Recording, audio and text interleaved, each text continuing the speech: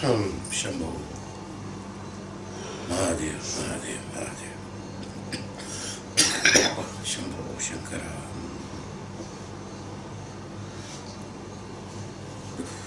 The last chapter of this Yoga Sutra, chapter 4.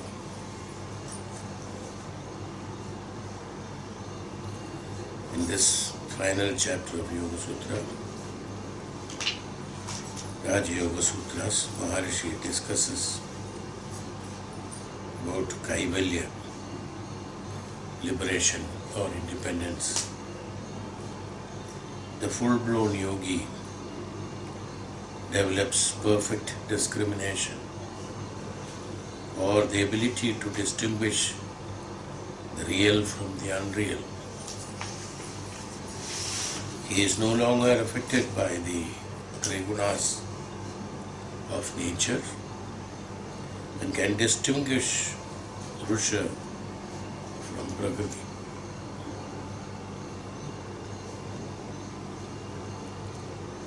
This is the independence, the liberation or Kaivalya involves. Many of these we have already, during the process of discussion of various sutras, we have described about them in a different way. The message is already inherent in the practices where we have explained.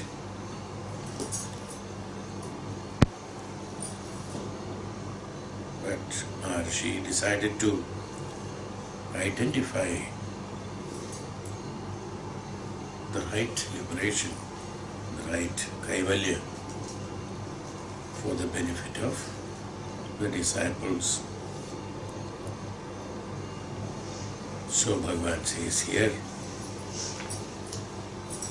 the first sloka, Janmaushadhi mantra tapaha samadhija siddhaya.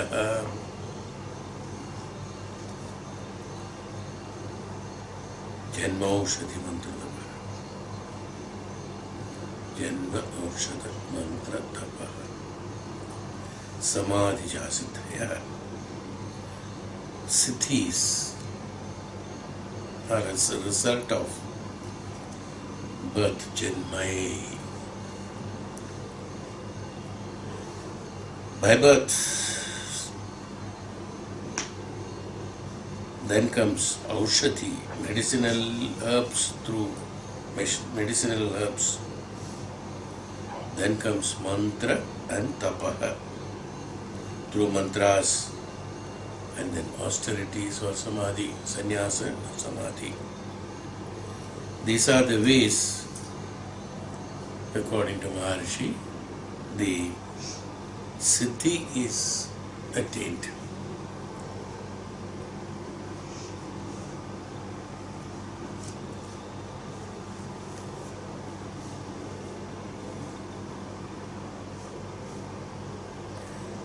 He says that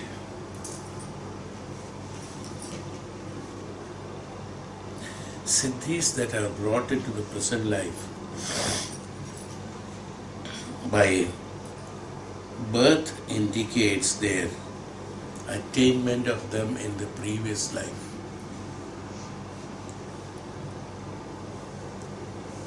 But what happens? It does not guarantee that the individual is making proper use of them. There are some siddhis. Suppose somebody had been practicing the spiritual path. Siddhis come. It's a process. During the process of tapasya, these siddhis have to come and it will come. It is not for the siddhis they are doing tapasya. No. It is during the tapasya the siddhis automatically come. Is the right spiritual way. Now, many of them have gained this siddhis during their previous life, and after their demise, and then they take the rebirth.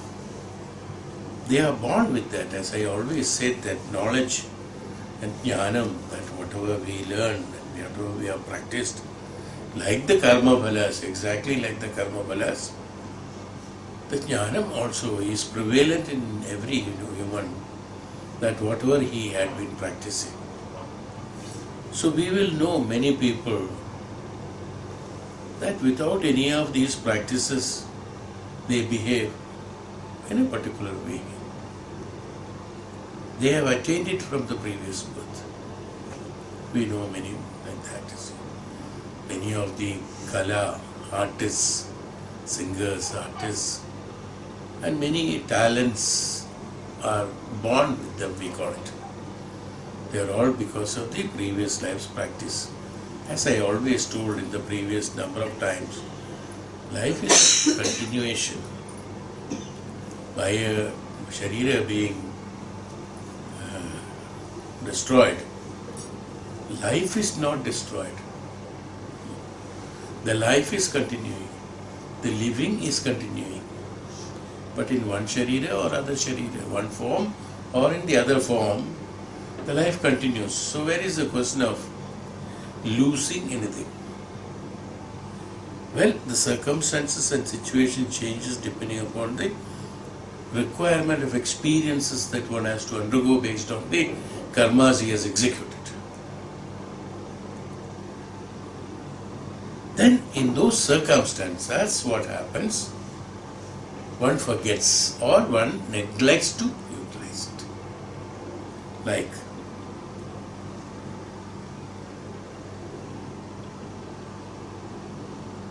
Sudama had a very close friend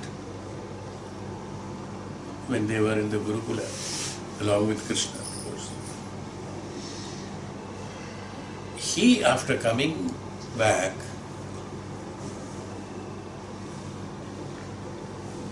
as Sudama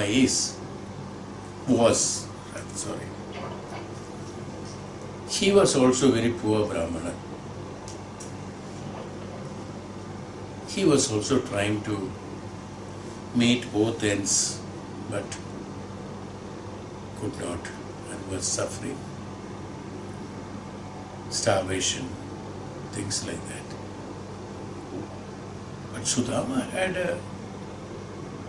a firm understanding and conviction about the Dhyanam, about the knowledge, about the perception that he has acquired through the knowledge.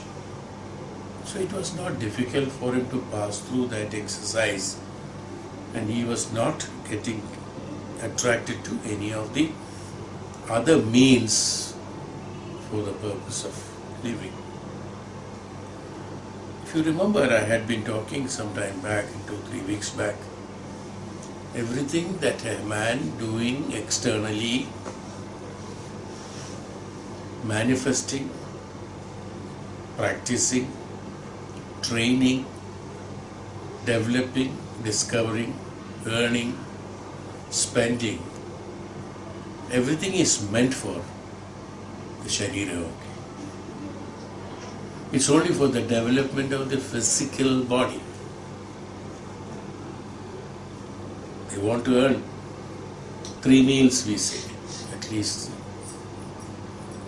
Man who is hungry, they also said that a man who is hungry, how can we make him understand about the spirituality or spiritualism?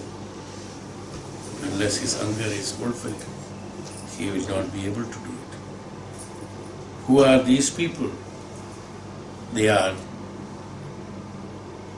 the ones who have not attained certain level of spiritual development. Everything is meant for the physical body's exploitation. All the developments, all that we have discussed earlier, everything is only for the sharira, not even for mana. Is also a part of sharira only. When sharira is there, then only the mind is there. So it is the mana, sharira and indriyas, that all that one thinks, one does, one develops, one improves, one discovers, one invents, or whatever you call it, or researching or rediscovering, everything is done for the pleasure of the sharira only. Same way, Sudama's friend could not sustain, even though he had undergone a severe and serious studies under Maharishi Sandipani, as others. He was disturbed with the physical conditions or external conditions of the survival of the sharira of him and his family. He decided to deviate the path. Went to the Rajya Sabha, and the Raja, who was a drunkard, the Raja was a person who was adharmi, was practicing wrong things, not taking care of the praja, exploiting the money and wealth that has been collected as tax, is used for his own personal pleasures in the palace.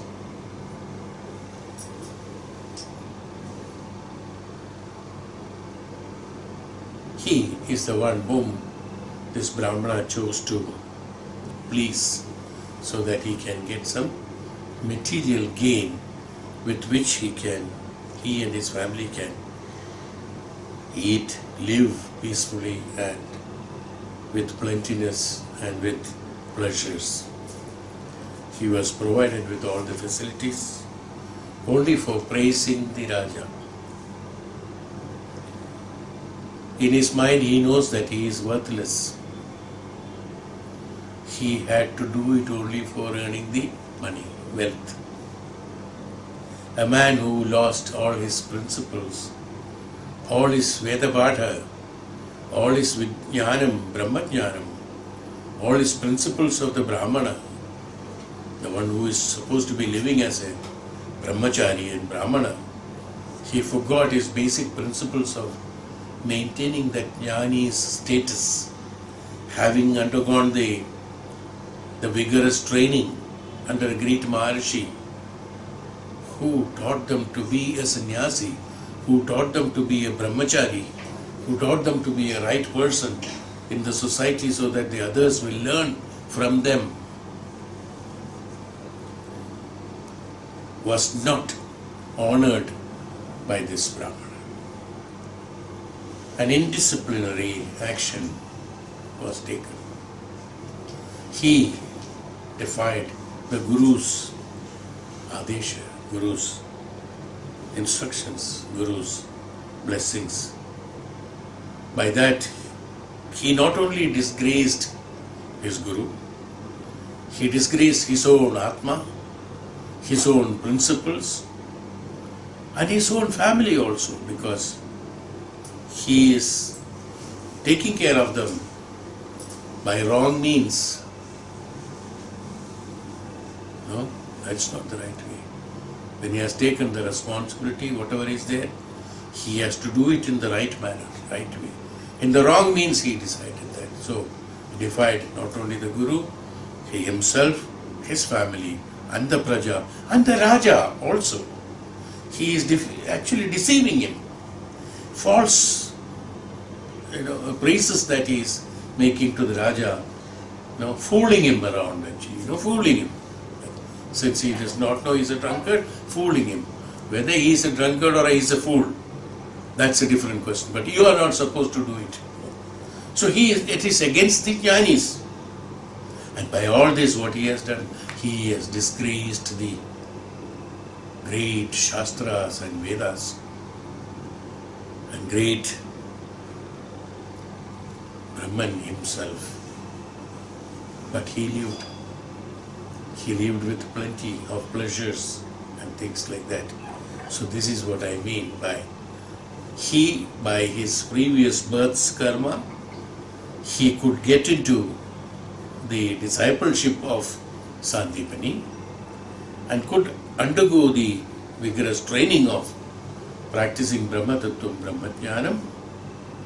But having all this in his hand, it is like a full coconut, so could not break it and enjoy the fruit of it. He defied all of them. That is why he said here, Siddhi is even though brought from the previous life by birth, it's called the Janmai. Even though many of the people might have got the Siddhis by the practice of the previous birth, but he may not be utilizing them properly, will lose its sanctity.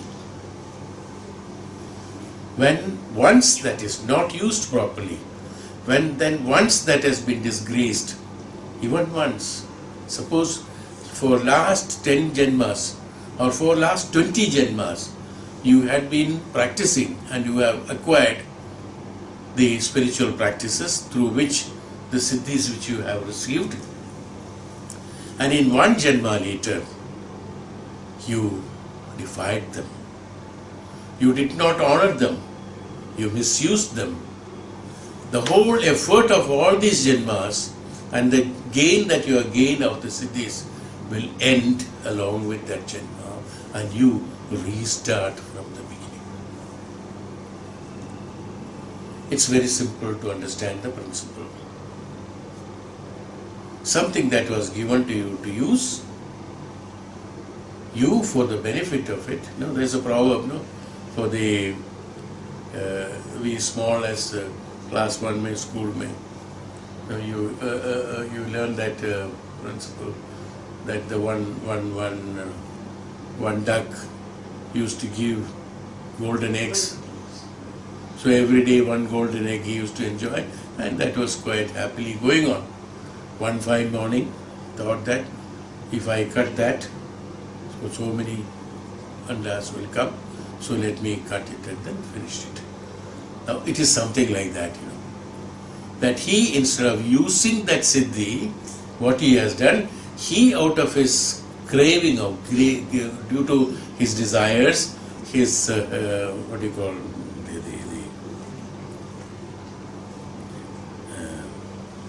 ahankara, and for the selfish motive, he defied that whatever he has earned, and then he lost that. Naturally, what happened? He lost that siddhi. He lost it. Like the one who lost the duck, he lost that what he has earned. Otherwise, he would have, had he used it properly, he would have enjoyed throughout number of lives. So same way, if because of the greed that is taken in him, because in human beings, because of the desire and the greed, the desire develops into greed when it is non-achievement takes place, when it develops as a greed, and the greed develops as an anger, anger develops as cruelty, cruelty develops as karma bhala, and this continuation of the chain reaction of all this will happen when you come and travel through all this and come to the end. By the time you come to the end, you lost the siddhis, that what you have earned. Is it not? Logically, you understood what I am saying. It's not that, oh, is it not that a portion of that can remain? Everything will be lost. That's why it is the discipline, the dharmic way of living. I always talk about dharmic way of living. A disciplined path of living. It is not only path of physical living what I am talking about. A physical, the thought also should be like that. Some people are there. They are cruel. Even in the thought they are cruel. Forget about the actions. Even in the thought, naturally, if thought is cruel, then only the action is cruel. We understand that.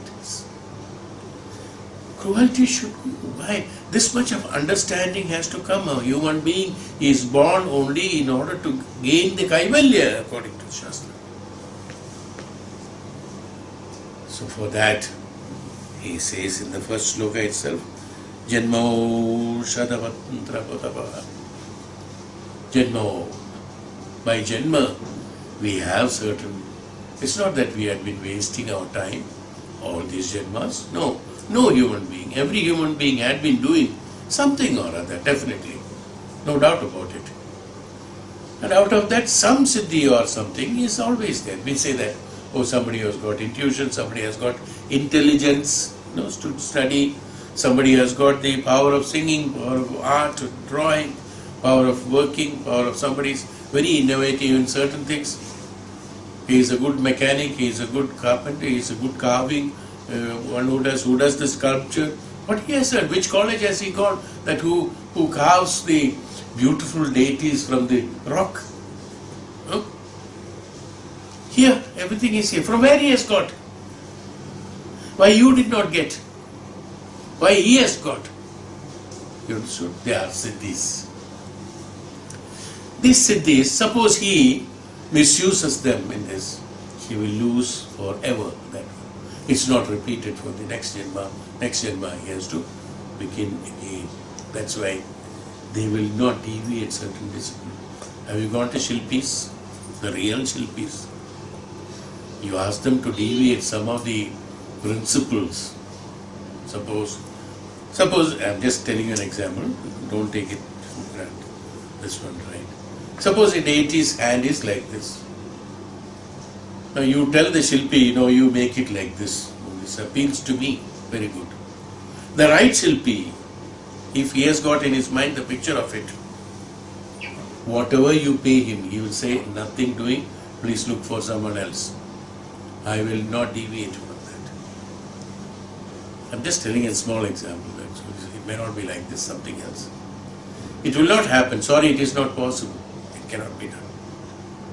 It cannot be done, that's all.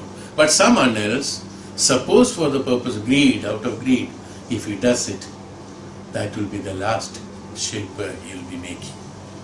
That will be the end of it. He will lose his powers of that siddhi. There are certain... I have an experience, my personal experience, where we wanted to make something to give to the temple. There are measurements. It should be, if this is 3 inches, this should be 9 inches, this should be 12 inches, this, that. So, according to a certain proportion, we said, why not we change this? He started laughing. He said, do you think that this, I have not made these rules, this is the existing in the books from there, this should be the proportion. If I change this, I have to change all this here. It should be like this. Then only it is possible, otherwise I will not make it. Somebody makes it for you, please, will not make it. For in the village, we wanted to make a crown for the Shiva, the Shiva temple in silver, and we made it long back, 2 years back. We wanted to make it little more according to our, maybe it is on a good spirit, but a good spirit or bad spirit, no spirit can function as far as the deviations are concerned. Nothing doing. He said, sorry, we have certain principles laid out, we will do only that. He said, these are the things, if you change this, you have to change this. So what I am trying to tell, these are all examples I am telling you that, Janma Siddhi, there are, by Janma Siddhis are there, those Siddhis have to be preserved, they have to be developed, not for personal gratification or personal benefits, which is called as selfishness, we call it. So Janma Siddhis are, what are the Siddhis? Siddhis are by Janma, and this you have earned it very hard. These Siddhis you have earned it very hard from number of Janmas you have practiced. How can you lose them? Why do you want to deviate them? Why do you want to live in indiscipline? Why do you want to live in ignorance? Any number of times you tell some people, they will never understand. Not that they are not intelligent. They are intelligent, they are good. But then why it is not going in? Look at the karma phala. It has to be, one has to undergo that, you see, that's the way. So Janma Usiddhahe into the present life, but as I said, it does not guarantee that he is making use of it, proper use of them in this life.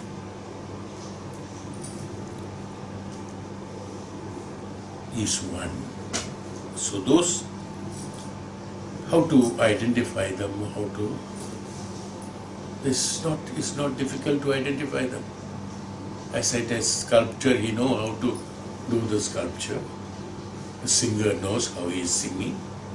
And for money, he starts singing, this way, that way.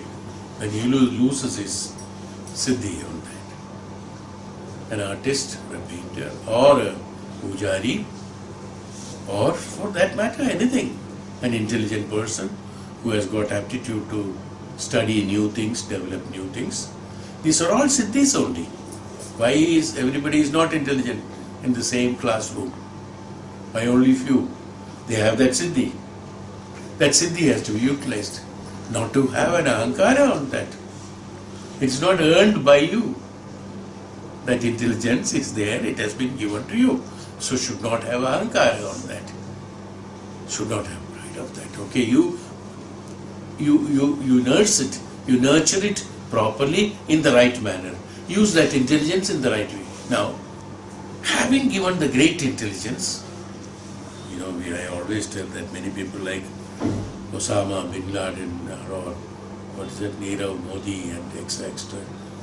They are very intelligent people. Because to be big crooks, one has to be extra intelligent than a normal person. Then only you can do it. Take Ravana. They are all Ravans. Pariyaya of Ravana. How he can manifest and manipulate so much of money with selling only glass pieces? This Nirav Modi or whatever you call it. These people have intelligence. Now the intelligence was given to him, not he has earned it. It is there in him. And by birth he has got that talent. He has got that intelligence, how to manipulate and manifest. Had he used it for the purpose of benefit of his own progress, doesn't matter. Would he land up today like this? As everyone spitting at him. Would he develop that? Ravan, with all the capabilities, what he has become. He was known as an asura only. Same way these people who have got developed the intelligence, that is from the Janma. It was given to you. These talents are not developed by you. They have given to you. Yes, now you improvise on that. Now you nurture them, nurse them in the right way, in a dharmic way, and bring them up, then you will be benefited in the next Janma. These gained benefit along with the interest and blessing of the Lord. But if you misuse them, how many people like that, very, very efficient, knowledgeable men, they misuse. Why? During the British era, they wanted to defame the Vedas. They wanted the Manusmriti and the Vedas were translated, were asked, because they could not do it themselves because they did not know. So the Mullah was there. He was asked to translate this for paying him for so much of price, and they wanted to distort the face, the meaning, the basic meanings of the Vedic science and the Vedas, so that it can use for misleading the country, misleading the people here, because that is their strength here. They knew that it is the strength here in our country, so they wanted to destroy that. He started doing it. He did quite a lot of them. At a point of time, he realized, what am I doing? Look at that man whose intelligence is so high, who is a German by birth, who learnt the Sanskrit, who learnt Sanskrit language, who knew absolute inside out of the Vedic science and Vedas and the Smritis, he intentionally translating them wrong, see, just for money, or maybe by threat, or whatever it is. I don't know why he has been inspired to do that. I cannot understand. I do not know, since I am not very aware of it, and I don't know the complete details of that also. This much only I know. But for this he has done. I am just telling an example. I am not going into that history and details of that. So this gentleman, look at the siddhi that he had received from his life, from his work, and what happened? He misused them. Unfortunately, I do not know after where he was reborn and how is he, I do not know. Had I known, I would have told you now, look at him, he's roaming around as a beggar who even cannot speak because he's dumb.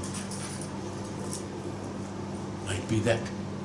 Lost all his siddhi. He will lose this. According to principle, he must have lost all his intelligence in that.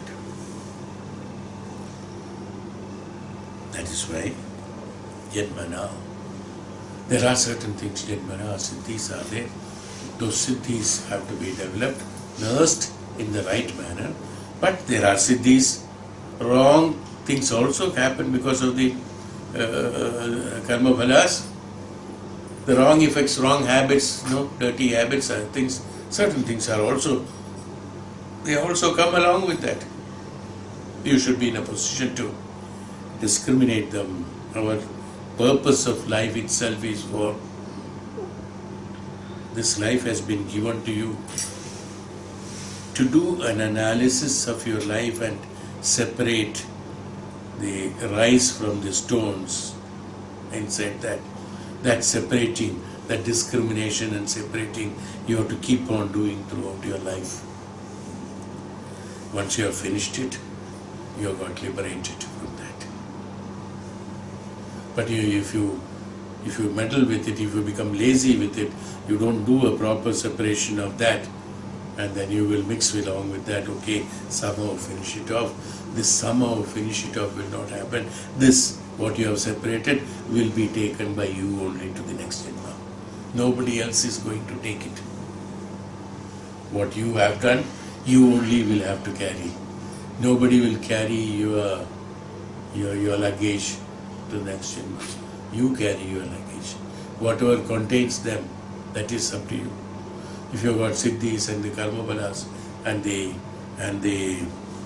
Brahma Dhyanam or Dhyanam, or if it is some other wrong things, wrong results, whatever they are, as it is, they will be transported to you, given to you for the purpose of analysis. So, Janma Siddhi. Why I explain so much? I want to make you conscious. I want to make you sure that make your mind firm, make your memories firm, that look, I can't just neglect it.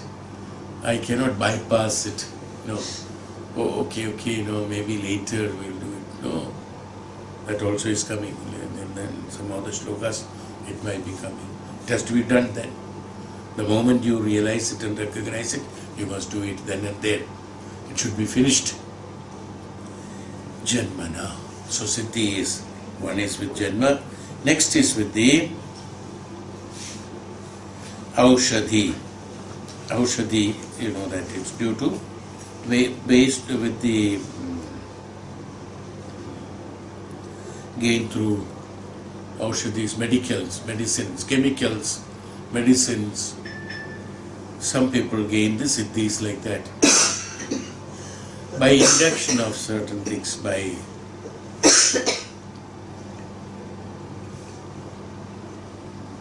certain medicines. Today itself you can imagine, by using certain kind of injections, steroids, or certain kind of things, one gains the power, physical power. The sportsman Because you find that of previously we know that many people have been disqualified. Even the great talented player Maradona was disgraced because he wanted, see, look at his greed. He already had that siddhi, but he could have used it, but he misused it. He wanted to become greed. Greed took over him, and then he wanted to become more, and he was caught because of you see, such a talented a person in his field of activity, but what happened? The chemicals. So by that, if you think that okay, some people say okay, you do certain kind of medication or certain kind of practices, which is through the food, through the medicines, through some other tantric way of doing things. And with all that, if you try to develop yourself, that aushadhi is what is meaning. Those gained through chemicals are not necessarily associated with any level of spirituality at all. Spirituality will not come by way of taking medicines, by ahara. Okay, by some people, even chemical in the sense, even ahara. Somebody says, oh, if I don't eat for 10 days, then I will be a spiritually developed man. So I will do upavasa for the purpose of spiritual development. No. You are trying to change, you are trying to, through the chemical induction or chemical changes in the physical body, or ceramic changes in the physical body, you are trying to attain spirituality. Spirituality will not come with that. You have other benefits. No, I am not denying that. You have other benefits for the sharira, yes. For the body you might be having other benefits, but not for the spirituality.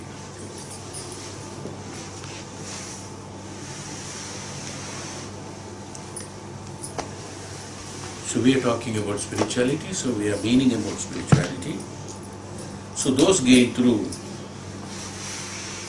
chemical means are not necessarily associated with the level of spirituality at all. So through kind of medication, through kind of food, through kind of any other induction of chemicals into the system, that we are going to change our pattern, or will get instant spirituality. There are people who would like to have everything instant, like what do you call that? Fast, like fast food, fast spirituality. Is that what we want today?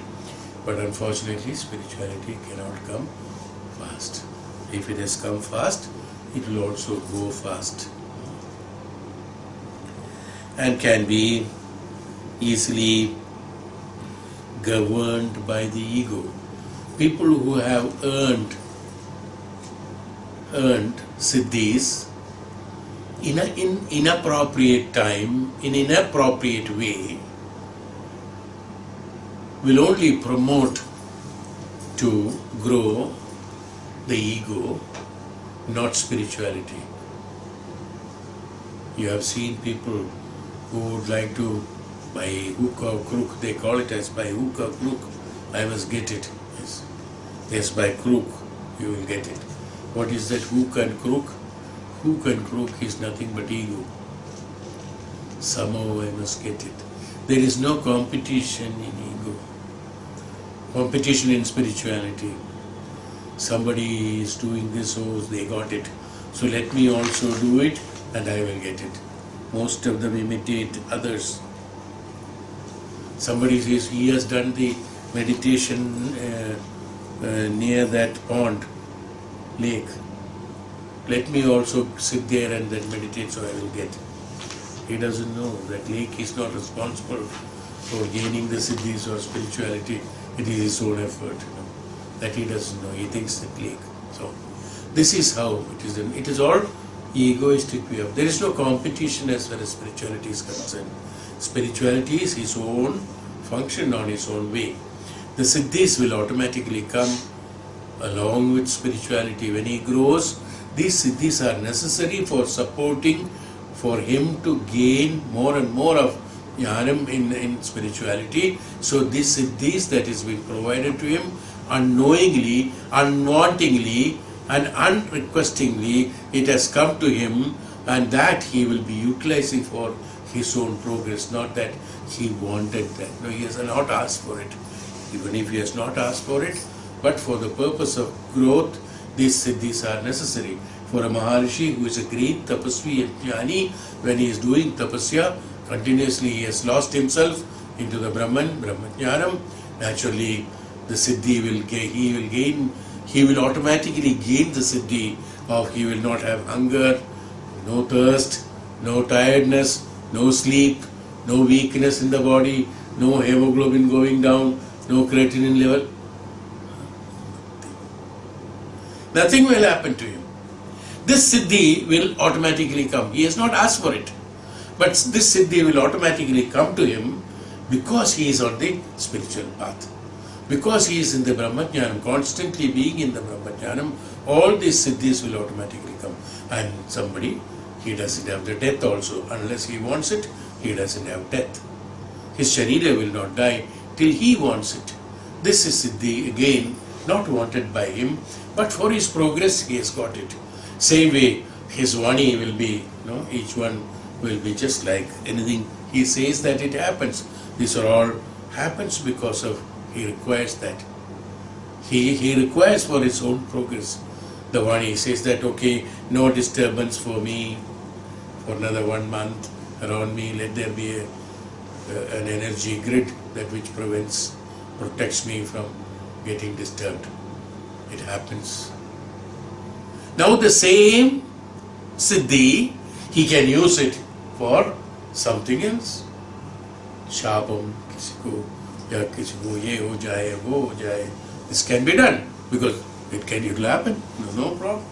But does he not even thought of it? He uses that siddhi only for his progress only. He protects him, fine. He protects his ashram. He protects his taposthala, everything. Everything can be done. Vishwamitra, in Ramayana, you have heard it. There was discussion and description of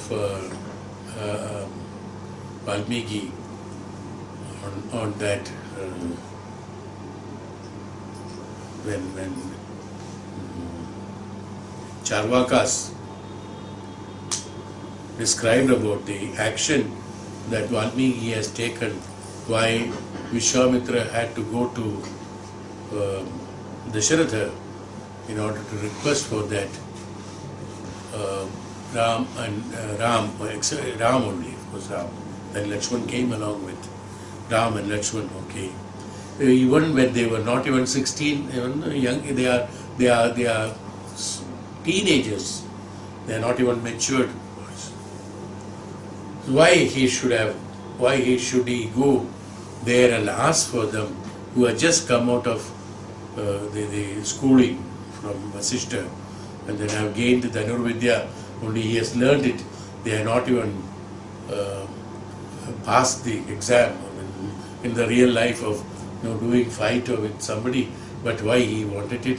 When Vishwamitra is the most powerful Maharishi, by just one chant of one mantra, he can protect whole taposthala without any problem. He can do it.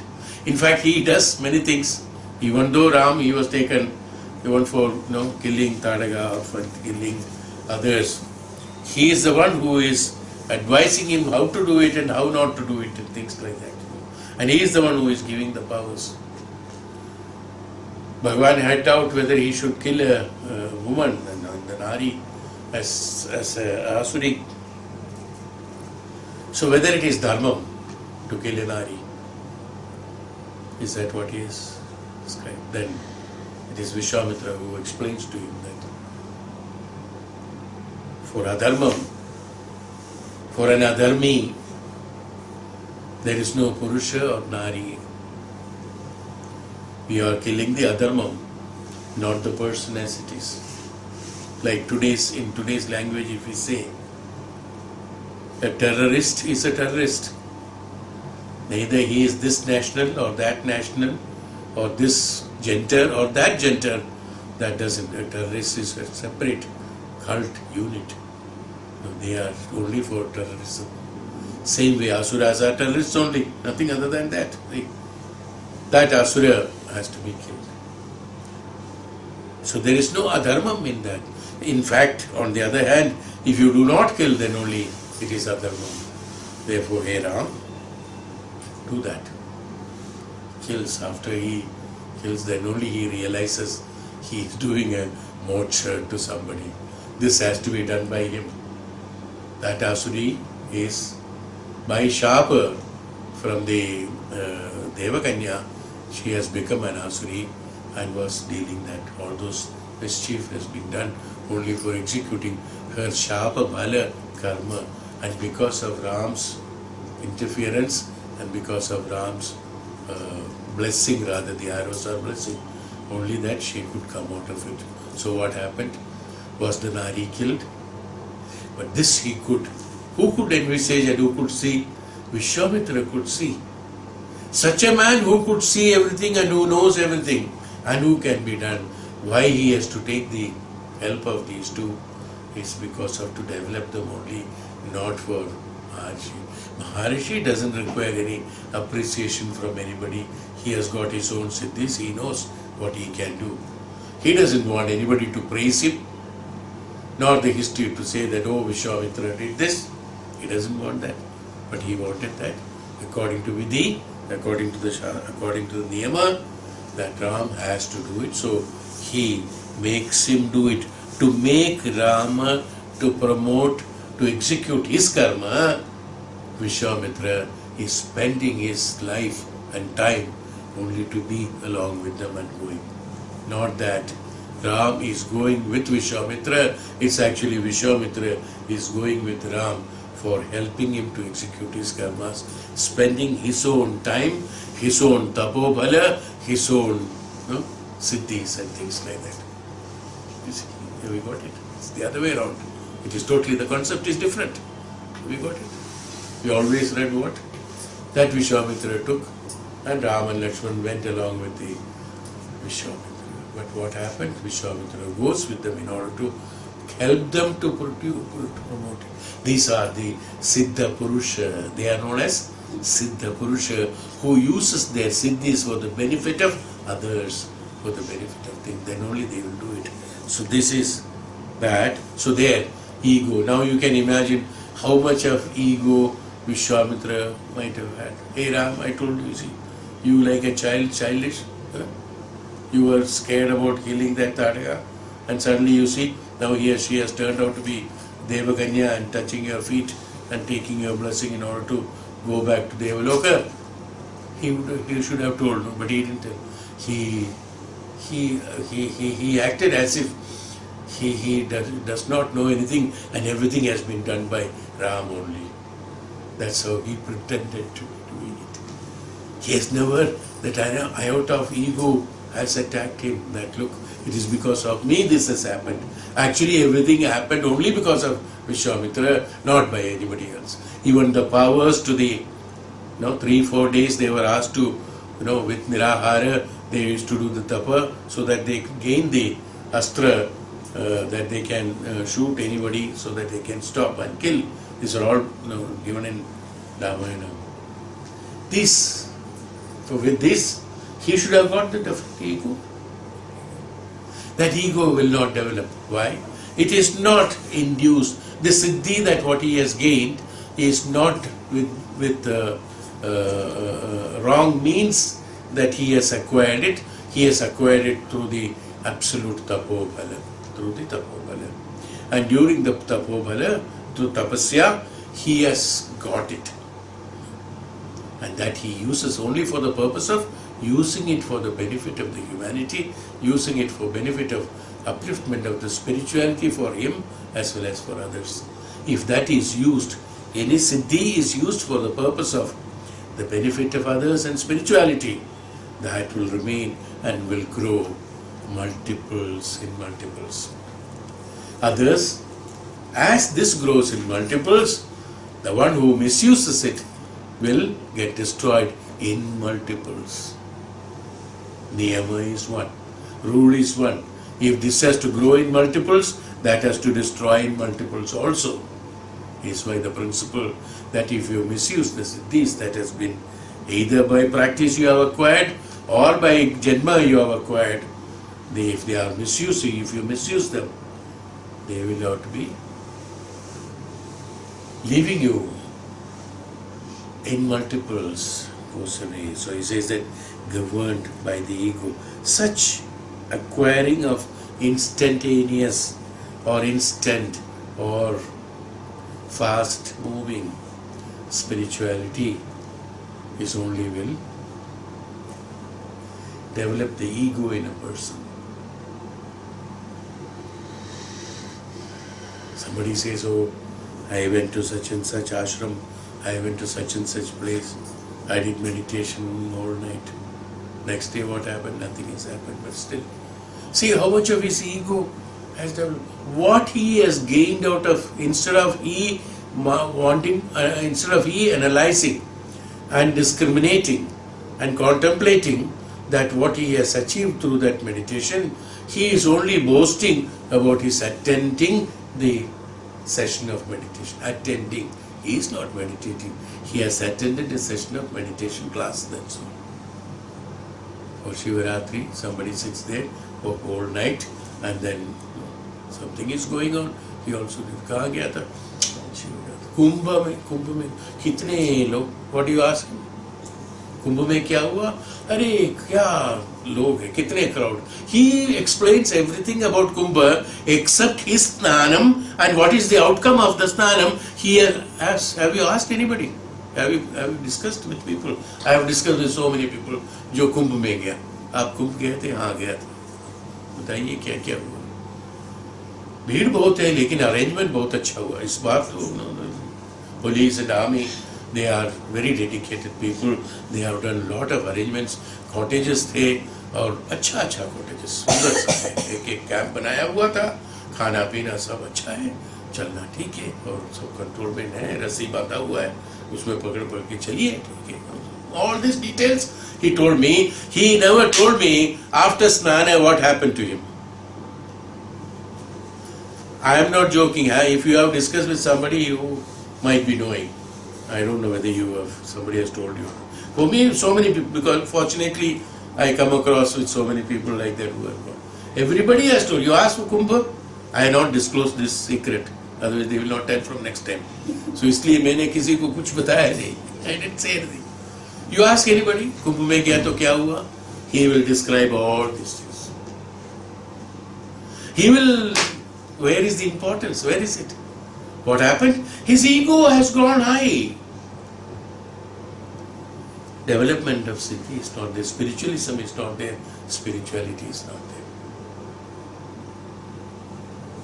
Ego has developed that. I went to Kumbh. You ask anybody who has gone to Kumbh. I'm just telling you. You will get only this answer. You ask anybody who has gone for any of the spiritual pursuits, you will get such answers. If it is a true person, if it is a person who has not acquired ego, analytical in this one, he will tell you the truth, what has happened. He will say that, no, that is not the way. That's not the way. Sitting in a crowd and listening to some music, some sounds, some instructions, I could not do anything. It is as good as equal, in one way. It's crowded temples who are very famous. Tirupati is there, and Kashi Vishwanath is there, Guruvayur is there, Vaishno Devi is there, many places. You go 1 minute, you cannot stand, they will push you, come on, out. There are 3-4 fellows standing there, no? They will only push you. This is my experience, I don't know, you all must have had the same experience. Except in some cases where they allow you to sit down for some time and pray, fine, that's good. But rare. Many places. In the Dharma Darshanam, you pay to 5,000, 10,000 rupees, you can go and sit there in Tirupati and all that. But there are places where only Dharma Darshanam is prescribed, where no extra this one and all. You won't be allowed. There's no point. What is the point? Well,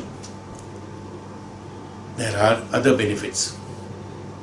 I am talking only about the concentration and praying. You cannot pray standing there. It's not possible. Because your concentration is, or your attention is divided into thousands of fractions. Somebody pushing from the back, somebody pushing from the side, and the people who are appointed by the temple authorities, they are managing the crowd, you see. We can't blame them also. They have to handle so many people, in a day.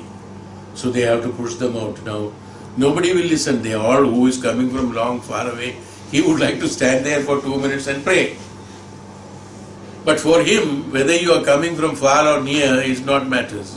He wants to push you out. That's all. Can you pray? You cannot. Nobody could pray there. Nobody has brought. They have seen that deity is being decorated and all that. To have the proper prayer, you come out of the temple, sit in one corner somewhere, just visualize that and then Shanti se dhyan lagao, tab theek hai. You can do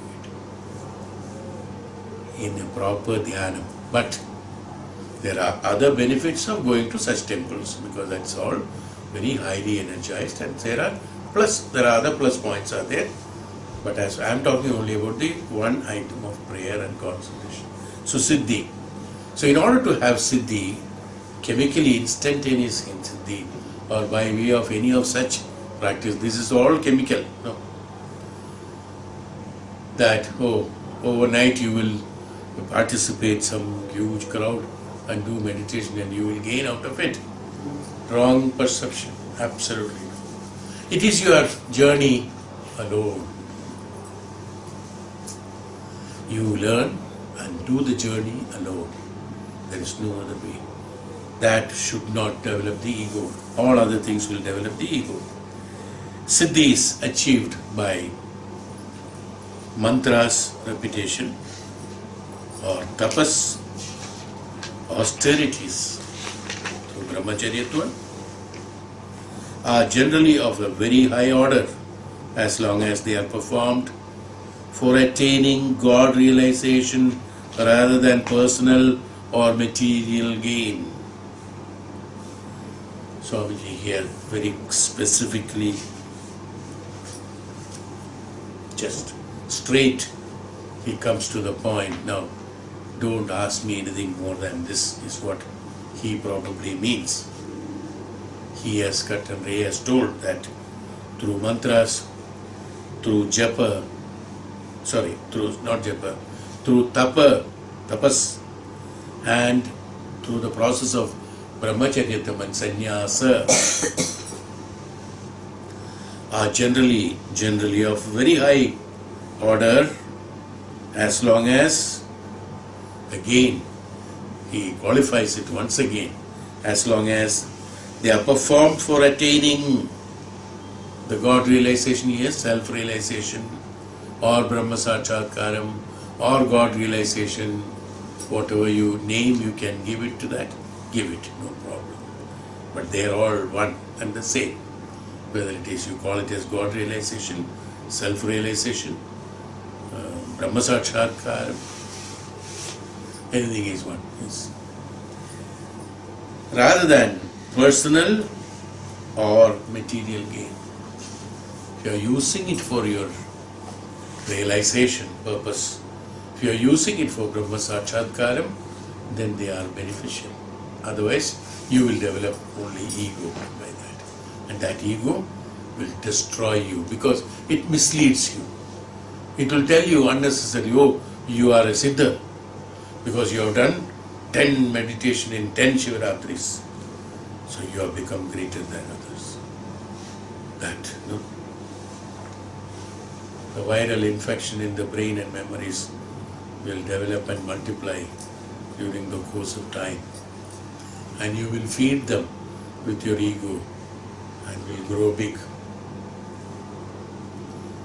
will not allow the real Dhyanam to penetrate inside. This will happen. That's not the purpose of doing things. Spirituality is to shed the ego. It's very easy. We told that number of times. It is meant for renunciation, not for acquiring things. You're not acquiring things. Siddhis will come. When you are developed spirituality, during the process of spirituality, siddhis come, I know. Not only from the books. I personally can tell you that yes, it is true. I can vouch for it. I can. Well, so it's not only from the books or from some other knowledge that we do, personal experience through when you develop your spirituality, the siddhis automatically come. So long you don't use them for. Many people ask many siddhas, oh, why don't you use it? Like they asked Ramakrishna Paramahansa, you are claiming you are, I'm just telling Ramakrishna Paramahansa because going to a neutral point, that's all.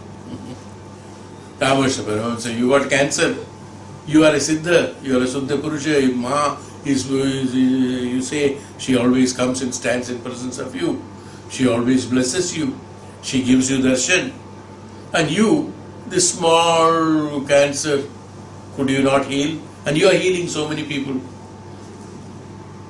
Swamiji used to bless them, they get better and things like that. Not all, but whoever karmically they are supposed to get benefited, they get. But people who are karmically have to undergo certain sufferings, they have to undergo.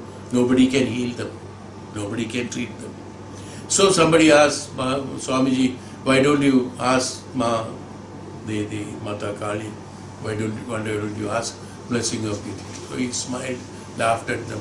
What to talk to such people who doesn't understand what is called a siddhi, what is called a blessing, and what for it has to be used. For personal and material gains, it should not be used. You will find the siddhas, they don't use their siddhis for their own materials. Tantrics will use it, but spiritualists will not use it. Otherwise, there are so many great people, they ask for bhiksha. Somebody says he's a great Swamiji, he's asking for bhiksha. Can he not? He can't. You ask him, you give me 1 ton of grain so that take care of my family, he will bless you and you will get 1 ton of grain. But for him to eat, he will take bhiksha. Great principle of that. But what happens? Many of the cases, many things, as these automatically come to spiritualists, many of things will come to him automatically if he is not misusing his siddhi for personalized purposes and personalized benefits and material benefit of personalized ones. Automatically it reaches from somewhere or other, it comes and he gets it. Fine. He need not use that siddhi. He will use the siddhi for the development of the humanity. So what I am trying to impress upon is that, even though you understand it very well, they are performed for attaining God realization rather than personal or material gain, is what I have just explained with the example so that it is registered in your mind. Powers that come from samadhi are the purest. Through samadhi, whatever you attain, sama adhinata. Even samadhi nowadays has become a ready-made practice. Many places I have heard you wear a particular kind of cloth, You sit in a particular place and particular way. Within 1 hour, you are in samadhi.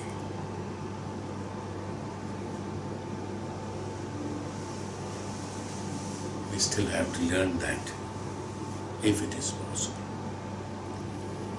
But Upanishads and Shastras have no way they have to. I had been looking for it also. 1 hour samadhi, so that I can also do something.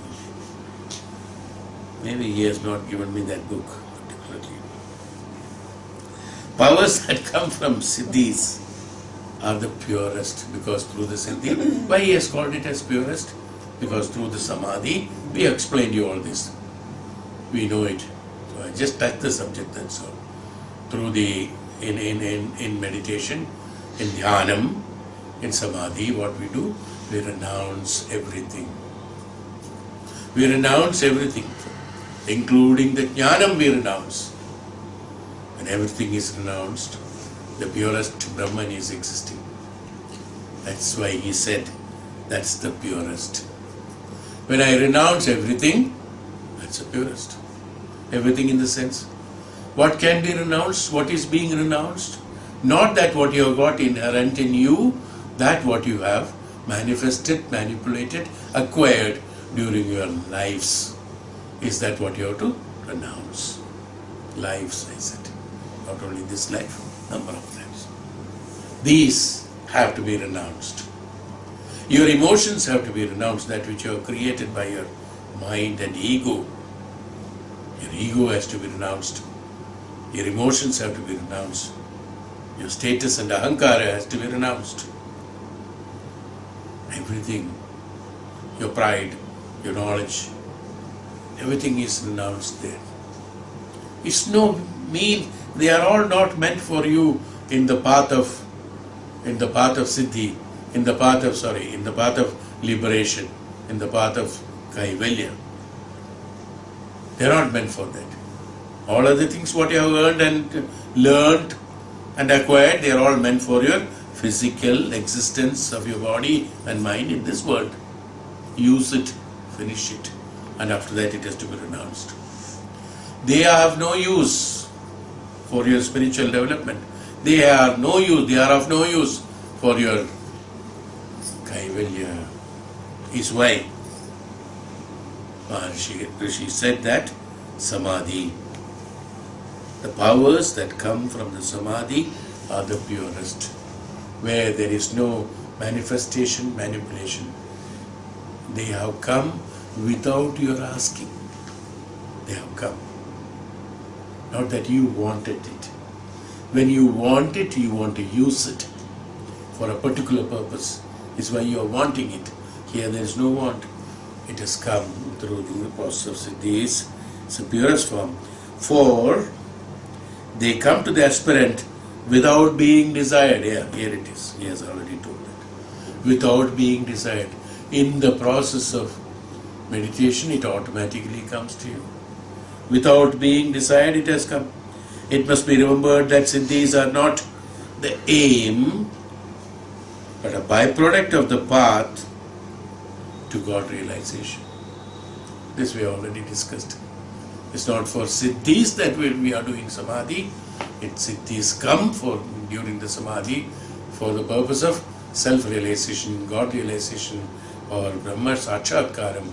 It automatically comes. It comes to help you in order to promote you, because you need those siddhis for this purpose, otherwise you cannot. Suppose you as a normal human being in the siddhi, you have to do tapasya, you go into trance for 5 days or 10 days or 1 month and you start feeling hungry, as I told you, there's a problem. So these siddhis will help you to keep you energized, keep you alive, and no sickness, no illness, nothing. So that there is no disturbance to you, or environmental disturbance, sharira disturbance, mind disturbance. Mind is not attached and attracted. There is no bondage, there is no attraction, there is no desire, there is no attachment, there is no requirement, there is no necessities, there is no classifications, there are no priorities.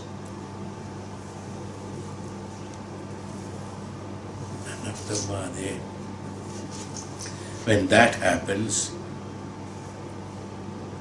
automatically you are in that spiritual path. So he says, please, it must be remembered that siddhis are not the aim.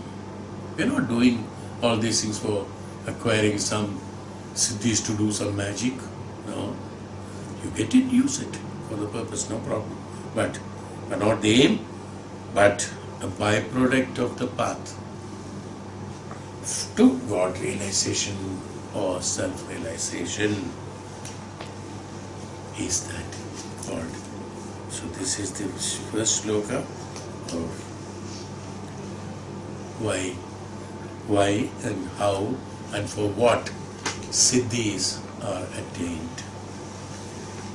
Sloka 2 we will take in the next class. Om Shanti.